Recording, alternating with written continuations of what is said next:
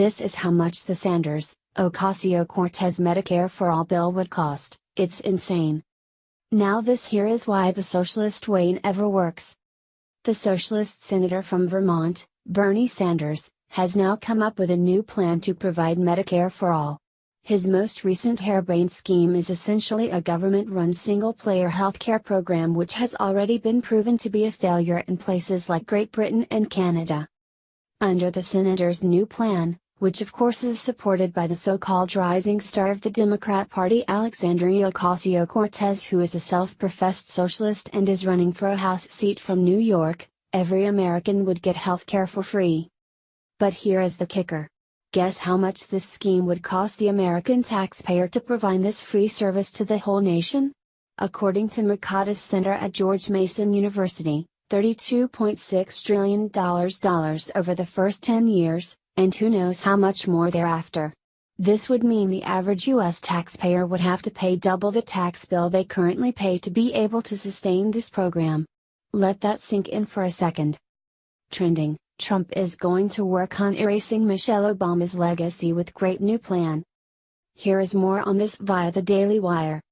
In 2017, taxpayers forked over $3.32 trillion to the federal government, more than twice what they paid just 20 years before. If you're wondering what that number looks, it's this: $3,320 billion. The government, of course, overspent again in 2017, shelling out at $3.982 trillion, creating a $666 billion budget deficit. Now comes Senator Bernie Sanders with a new plan to provide Medicare for all, essentially a government-run healthcare program. Under the plan, heavily supported by the rising Democratic star Alexandria Ocasio-Cortez, running for a House seat from New York, every American would get healthcare for free. Guess how much free costs? Try $32.6 trillion over 10 years, according to a new study. That averages out to $3.26 trillion a year, almost exactly what the government took in last year. That's if the new plan took effect in 2022, according to a new study released Monday by the Mercatus Center at George Mason University. All U.S. residents would be covered with no copays and deductibles for medical services. The insurance industry would be relegated to a minor role, ABC News reported. Enacting something like Medicare for All would be a transformative change in the size of the federal government, said Charles Blass, the study's author. Blass was a senior economic advisor to former President George W. Bush and a public trustee of Social Security and Medicare during the Obama administration. With the cost of the free Medicare program nearly equally the amount of tax revenue, it doesn't take a genius to figure out that Americans would have to pay roughly double what they pay now in taxes. But Blass' study found that even that wouldn't be enough. A doubling of all currently projected federal individual and corporate income tax collections would be insufficient to finance the added federal costs of the plan, because the program's cost would grow rapidly. Several 2020 hopefuls, including Senator Kamala Harris, DCA, and Senator Elizabeth Warren, DMA, support the plan, as does Ocasio-Cortez, who defeated House Democratic Caucus Chairman Joe Crowley, DNY, last month and quickly became one of the top voices in the party. Sanders took issue with the study by the Libertarian group, saying it receives some funding from the conservative Koch brothers.